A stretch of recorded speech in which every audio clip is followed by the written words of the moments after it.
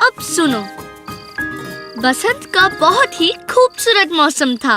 फूलों से पेड़ लदे हुए थे और टहनियाँ हवा में झूल रही थी। झूलाते रहो।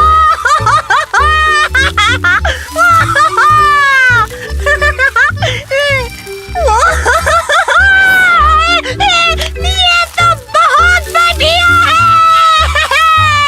फूल फूल बरस रहे हैं आसमान से।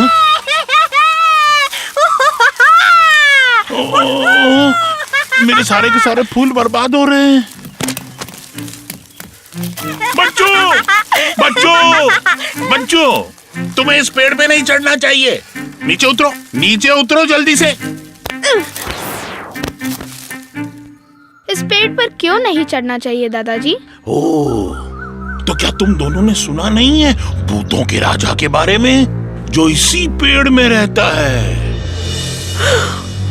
भूतों का राजा? वो डरावना है। हाँ, वो बहुत डरावना है। ये लंबी लंबी उंगलियां, नोकीले दांत, कभी कभी तो वो पेड़ की तरह लंबा हो जाता है और उसकी भयानक परछाई जमीन पर पड़ती है। और कभी कभी वो सांप की तरह अपने शिकार को जकड़ लेता है। उसके बाद वो उनको लपेटकर बड़ी बेरहमी से उनका सर उल्टा घुमा देता है। और वो इस पेड़ पे रहता है? हाँ, इसीलिए तुम बच्चों को इस पेड़ पर कभी भी नहीं चढ़ना चाहिए, नहीं तो जिंदगी भर तुम दोनों उल्टा सर लेकर घूमते रहोगे। अब ये पेड़ पे नहीं चढ़ेंगे। लेकिन चलो चलो हरी, फिर से झूलते हैं। क्या कर रहे हो? दादाजी ने क्या कहा सुना नहीं? पेड़ पर भूतों का राजा रहता है।